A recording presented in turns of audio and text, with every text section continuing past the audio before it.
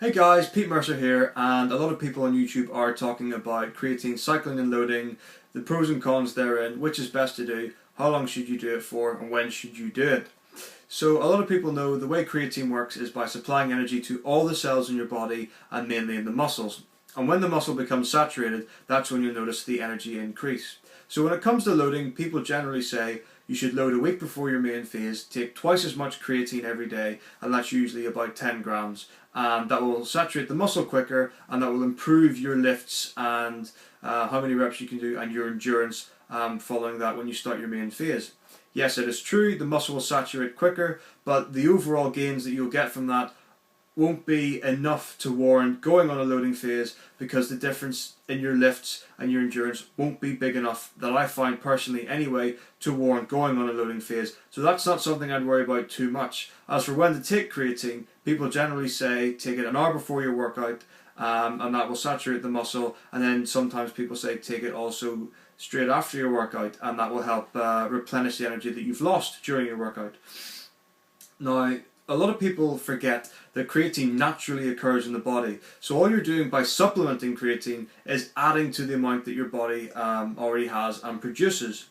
So when it comes to taking it at a certain time, it doesn't make that much of a difference as long as you get the amount in per day. So your body will produce it, and you'll have more creatine in your system to saturate the muscles anyway. So you won't be getting any more saturation and energy and growth by taking it 1 hour before, 1 hour after, or 3 hours after. It doesn't make that much of a difference. So as long as you get the amount in that you need for your body each day, that's where you'll see the difference, not in when you take it.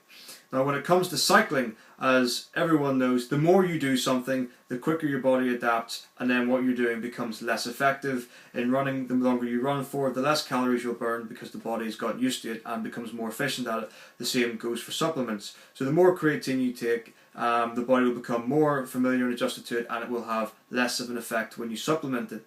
However, what people tend to do is take a cycle for how long it takes them to run out of the creatine, and then after they'll take a few months off to stop the body becoming adjusted to it, and then they will cycle again. But what you'll notice is that the difference in your workouts between when you're on your creatine phase and you're off your creatine phase, again, won't make too much of a difference to warrant the time off, because if you're losing the energy when you aren't taking the creatine when you're off cycling, and then when you cycle on again, the difference that it will make until it takes your body to get used to it, again, won't make that much of a difference to your weight workouts. And that's what I find personally anyway. So I wouldn't say it's worth cycling creatine on and off. If you're going to use creatine, just use it all year round, or as long as you want, or even until, say, if you stop seeing gains in it, take some time off and then monitor your own progress. I find personally it doesn't make too much of a difference whether you're taking the creatine and then going on a cycle, or whether you use it throughout the year. So that's just my take on it. Again, for all the things you find, it's not that serious. It doesn't make that much of a difference. If you're going to use creatine, I say just use it all year round, or as long as you want, until you stop seeing any progress or gains that you want. So, I'm Pete Mercer. Take it easy.